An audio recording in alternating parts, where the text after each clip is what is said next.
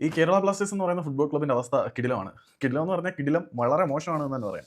കാര്യം ഈ ചില ആളുകൾക്ക് കേരളത്തിലെ ഫുട്ബോൾ ആരാധകരുടെ വികാരത്തിനെ ചൂഷണം ചെയ്യാനുള്ള ഒരു ഫാമിലി ബിസിനസ് ആയിട്ട് ഈ ഒരു ക്ലബ്ബ് പരിണമിച്ചോ അധപ്പതിച്ചോ എന്നൊക്കെ ചോദിക്കണം. കാര്യം എന്താണെന്ന് വെച്ചാൽ നേരത്തെ നിഖിലേട്ടായുടെ കുടുംബത്തിന്റെ ചൂഷിത ആ, ഇടമായിരുന്നു കേരള ബ്ലാസ്റ്റേഴ്സ് എന്ന ക്ലബ്ബ്. നിമ്മകഥ പ്രസാദ്, നിഖിൽ നിമ്മകഥ, പിന്നെ അവരെല്ലാം കൂടെ ക്ലബിനെ ഒരു പരിധിയാക്കിയതിനു ശേഷം ഇപ്പം ഒഡീഷ എഫ് നിന്നും നമ്മുടെ അഭിക് ചാറ്റർജിയെ CEO ആയിട്ട് കൊണ്ടുവന്നിട്ടുണ്ട്. അതിനുശേഷം എന്തൊക്കെയോ നടക്കും എന്ന് പ്രതീക്ഷിച്ചു. ആ ചാറ്റർജി അണ്ണൻ വന്നിട്ട് ബ്ലാസ്റ്റേഴ്സ് അണ്ണൻ്റെ മറ്റൊരു ഫാമിലി ബിസിനസ് വേദിയായിട്ട് മാറ്റുന്നു. പുള്ളി വന്നതിന് ശേഷം മാസ് റിക്രൂട്ട്മെന്റുകൾ നടക്കുന്നതായിട്ടാണ് പുറത്തേക്ക് വരുന്ന റൂമറുകളൊക്കെ സൂചിപ്പിക്കുന്നത്. റൂമറുകളല്ല, പോട്ടെ.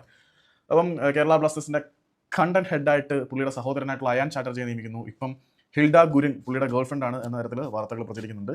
അപ്പം വന്ന് ഫാമിലിയോടെ ചൂഷണം ചെയ്യുന്നു നമ്മുടെ വികാരത്തിനെ, അത്രേ ഉള്ളൂ. ഹിൽഡ ഗുരിൻ അഭിക് ചാറ്റർജിയുടെ ഗേൾഫ്രണ്ട് ആണ് എന്ന തരത്തിൽ ഒരുപാട് സാധനങ്ങൾ പ്രചരിക്കുന്നുണ്ട്. അതിൻ്റെ കാര്യത്തിൽ നമുക്ക് 100% കൺഫർമേഷൻ ഇല്ല. കാര്യം എന്ന് വെച്ചാൽ അങ്ങനെയൊക്കെ ഇന്നും പറയാമല്ലോ. പക്ഷേ എന്തൊക്കെയോ ചെയ്ത് നാറുന്നുണ്ട് എന്നാണ് നിലവിലെ സോഷ്യൽ മീഡിയ പോസ്റ്റുകളിൽ നിന്നൊക്കെ വ്യക്തമാകുന്നത്. പക്ഷേ അയാൻ ചാറ്റർജിയെ കണ്ടന്റ് ഹെഡായിട്ട് നിയമിച്ചിട്ടുണ്ട്. സോ ഇനി അഭികേഠായുടെ കുടുംബത്തിന്റെ ഭരണമാണ് നമ്മളുടെ നേരെ കാണുന്നത്.